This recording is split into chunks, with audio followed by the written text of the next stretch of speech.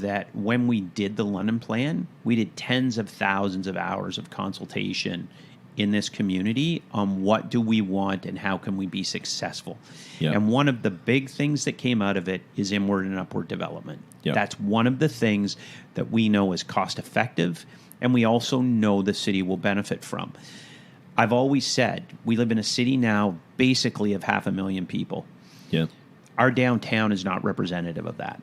Our downtown is underrepresented of what that means to live in a city of 500,000 people. I would agree. And so we need to focus on the where, the when.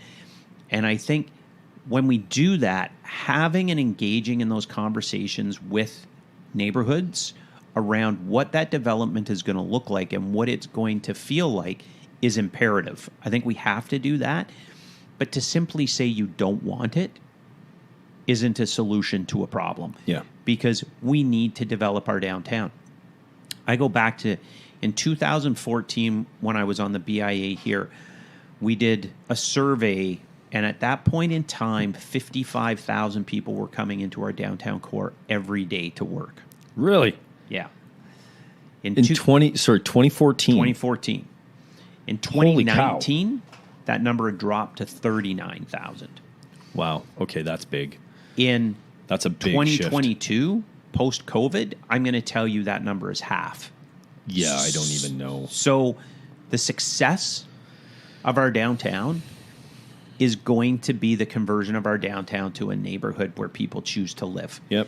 It's going to be a huge thing. And I said, the very first council meeting I went to, I said, infill is hard. It is extremely difficult on a community.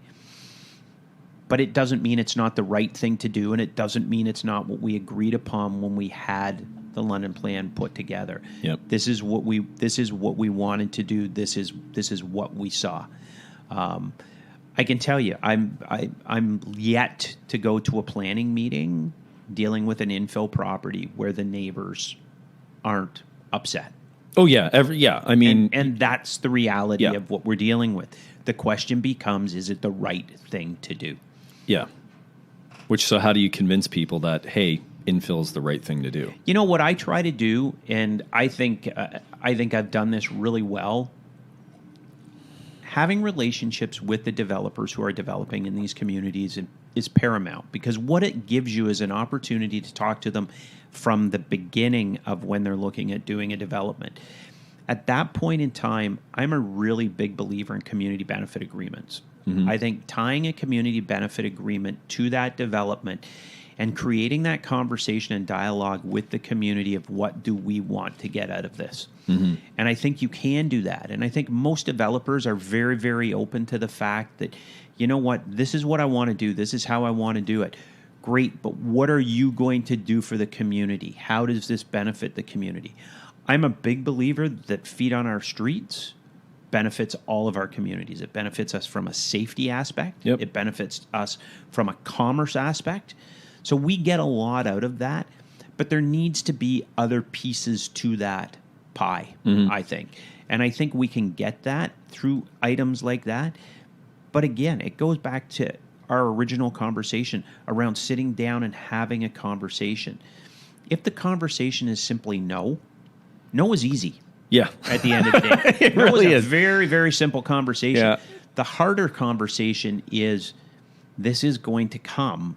If it's going to come, what do we want out of it to benefit us? So at the end of the day, we're going, as a community, we're stronger than we were. Yeah.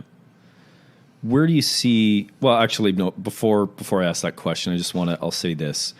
Being somebody who has been downtown for decades, the past 2 years, when you say like it was like about dropped to 39 and it's half, I bet you it's even lower than that, the amount of people, because it is, I mean, the last 2.5 years, I mean, you know, we made a commitment to keeping our office downtown, and what was interesting, maybe not interesting, it's not the, one observation when we were in, call it like the real COVID scenario. I mean, it's kind of dwindled now, but you had to bring your lunch because you didn't, there was no, nobody was open. And even now, we know a lot of these business owners for food, let's just say like food and things like that, their lunch crowds are nil.